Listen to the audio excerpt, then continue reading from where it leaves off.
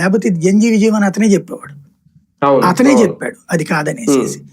అట్లాగే మధ్యప్రదేశ్ లో గెలుపుంది. మధ్యప్రదేశ్ లో అది కాంగ్రెస్ అతను అనర్హత వేటు పడ్డ నియోజకవర్గం.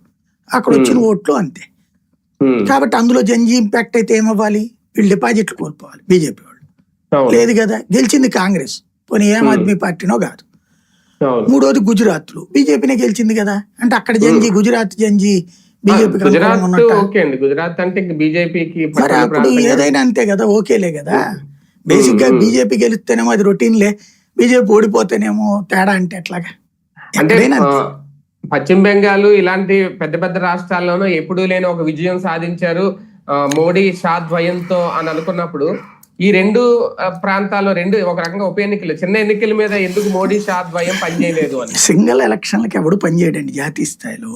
ఇప్పుడు బేసిక్ గా ఆ లెక్కనైతే 2014 గెలిచింది బీజేపీ, 2015లో జరిగిన ఢిల్లీ ఎన్నికల్లో ఓడిపోయింది.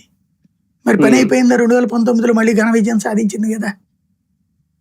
అలాగే మహారాష్ట్ర ఎలక్షన్ లో ఓడిపోయింది క్రిందటిసారి, మొన్న గెలిచింది ఘనంగా.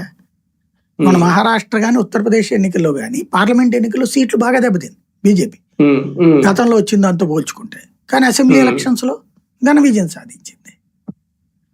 అట్లుంటాయి లెక్కలు. కానీ మరొక ఉద్యమానికి సిద్ధం అవుతుంది కాక్రోచ్ అనేది మొదటి నుంచి వాళ్ళు చేస్తున్నారు ప్రచారం. అది కూడా